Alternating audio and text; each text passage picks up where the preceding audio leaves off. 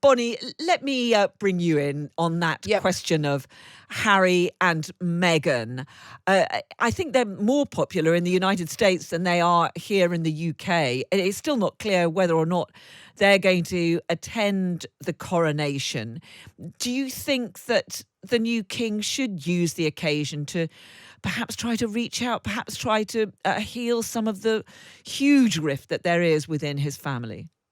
Well, a couple of things. One, as an American born, I've so much as said as my late mother was a royalist, and you think in a country which actually got rid of a king, Americans are obsessed with the royal family, and in fact will probably be over here in their droves just to say they were here. So Meghan and Harry kind of sort of straddle two kinds of camps. I mean, Americans called in the Duchess, Duke and Duchess of Sussex, Princess Meghan, Prince. I mean, really, for a republic, for anybody to sort of hang out of those titles are very strange. But I hope that they come, mainly because their children are probably two of the most unique individuals born into history, actually. On their mother's side, they're descended from enslaved Africans. And on their father's side, they're descended from every royal head there ever was, including the prophets. So it's important that they come for those children's sake. And they're the ones I'm thinking about. And I think the king probably has already asked them to come. And I hope they think about their children because that's the most important element here are their kids. And Nick, at the moment, I mean, do we know if a place is being kept for Harry and Meghan?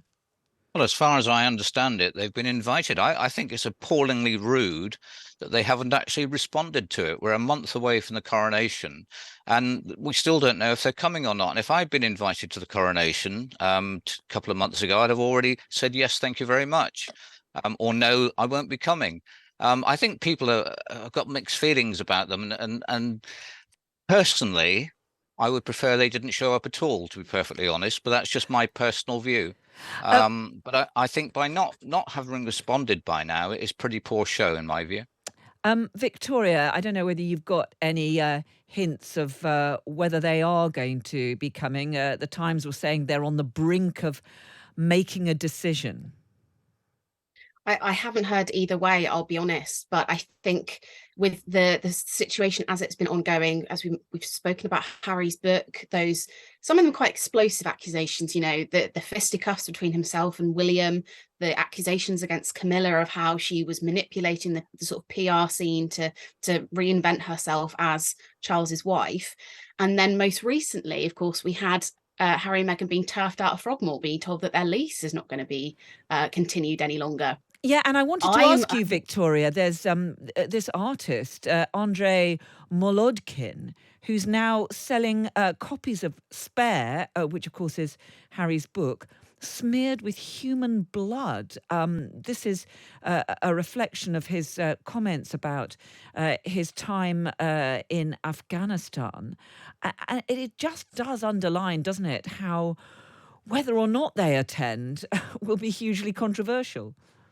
It will, and some of the things Harry's spoken about, and particularly with reference to his time in the army on tours of duty, have not always gone down well with various corners of the military, former personnel, because of kind of the intimate knowledge he was sharing about some of those aspects, which of course so much was kept under wraps from the British public, let alone the world, on what was going on. And I do kind of think that Harry and Meghan have been wanting this private life. They're very much controlled the access to them, their kids, what they share and when. And the kind of reception we saw a few boos in the crowd around the time of the Platinum Jubilee. I think they might actually give this one a miss, which I think will be a shame from a family point of view, but maybe it's a sensible option for them right now.